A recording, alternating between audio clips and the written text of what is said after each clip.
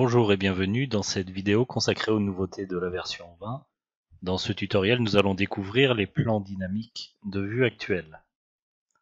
Donc, dans les différents projets, vous êtes amené à créer des vues spécifiques, comme des perspectives de bâtiments, d'une partie d'un bâtiment ou un détail.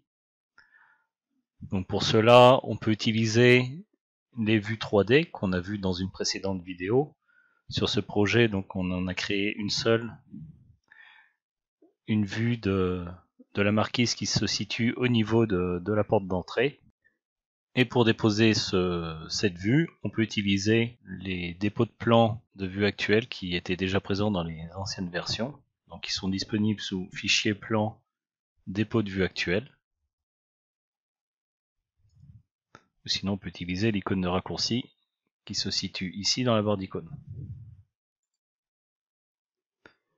Donc il y a l'assistant de marquage qui s'ouvre, les paramètres de tri, donc ça n'a pas de changement jusque là. Ce qui a été ajouté dans la nouvelle version, c'est la possibilité de choisir une vue 3D. Donc on ne va pas reprendre la création de la vue 3D, je vous invite à regarder la vidéo correspondante si vous ne l'avez pas encore vue. Ces vues 3D sont disponibles dans ce menu. Par défaut, les paramètres de dépôt de plan ne proposent pas le choix de la vue 3D, mais vous pouvez la sélectionner dans le menu. Si vous n'avez pas de vue 3D, vous pouvez également créer une nouvelle vue 3D à partir de ce bouton.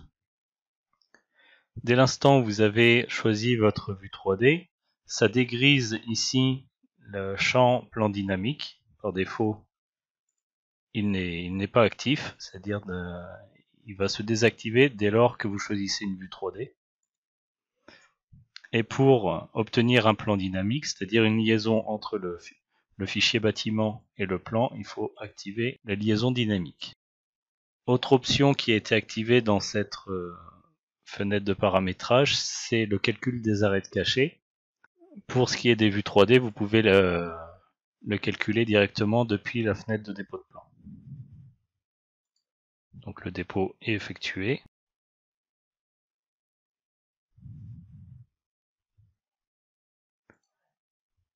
Et le plan obtenu s'ouvre directement depuis le module d'e-plan.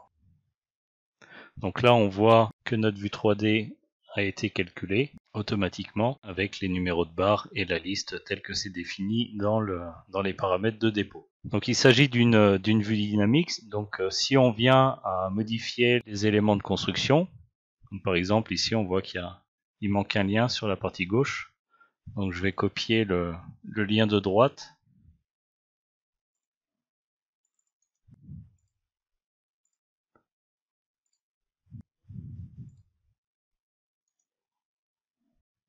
Donc là on voit que si je retourne sur ma vue 3D, ce lien-là, il n'est pas visible.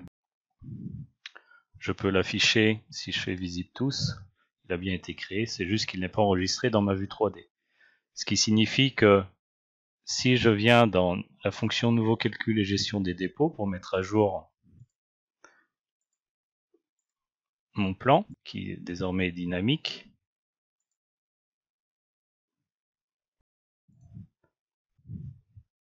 je m'aperçois que le lien n'a pas été affiché, tout simplement parce que dans la vue 3D, si je reviens sur la vue 3D, je fais clic droit, éditer, je m'aperçois qu'ici, on est sur sélection des volumes visibles uniquement. Et au moment où j'ai enregistré cette vue 3D, la copie du lien n'était pas effectuée. Donc pour réactualiser en fait l'affichage du lien, il faut